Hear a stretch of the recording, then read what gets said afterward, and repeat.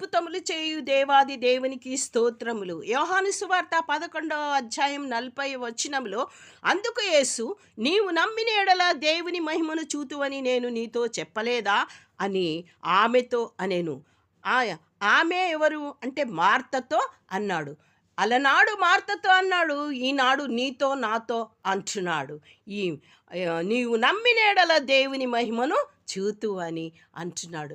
మరి ఇది ఏ సందర్భంలో అన్నాడంటే మరి 11వ అధ్యాయము 17వ దేవునికి తెలుసు 4 దినములు అయిపోయింది చనిపోయి. ఆ బాడీ ఎట్లుంటుందండి?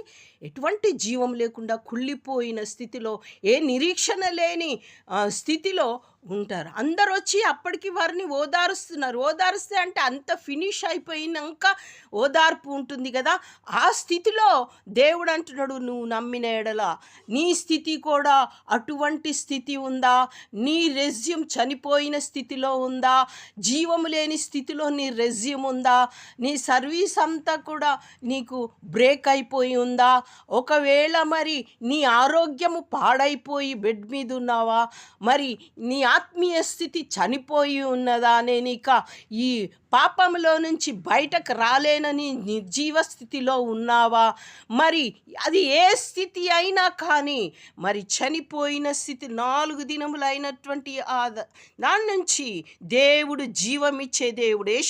యోహాను 11:43 ఆయన లాజరు బయటకు రమ్మని బిగ్గరగా చెప్పగా చనిపోయిన వాడు బయటకు వచ్చినాడు. చూడండి, మరి ఆ బాడీ కుళ్ళిపోయి ఎటువంటి నిరీక్షణ లేని ఆ పాయింట్లో దేవుడి ఒక్క మాట చాలు నీవు ఆ స్థితి నుంచి బయటకు రావటానికి, మరి పడక నుంచి బయటకు రావడానికి, ఆ జాబ్ నీకు దొరకటానికి, ఆ రెజ్యూమ్ బ్రతకటానికి, మరి ఆ విధమైనటువంటి ఆత్మీయ పాప జీవితంలో నుంచి నీవు బయటకు రావటానికి ఎందుకు దేవుడు ఆలస్యము చేయుచున్నాడు అనంటే, ఆయన అనేకుల మధ్య ఈ దేవుని మహిమ నీ ద్వారా పొందటానికి ఆలస్యము జరుగుచున్నది. కాబట్టి నీవు చింతపడకు, నీవు నమ్మిన ఎడల దేవుని మహిమను చూతువని దేవుడు నీతో చెప్పుతున్నాడు. నువ్వు ధైర్యముగా ఉండు. దేవునిలో నీవు చిన్న ప్రార్థన చేసుకో. దేవా, నాలో ఏమైనా పొరపాటు ఉంటే క్షమించండి. అడ్డుగా నీకు ఉన్నటువంటి బండను నేను తొలగిస్తున్నాను.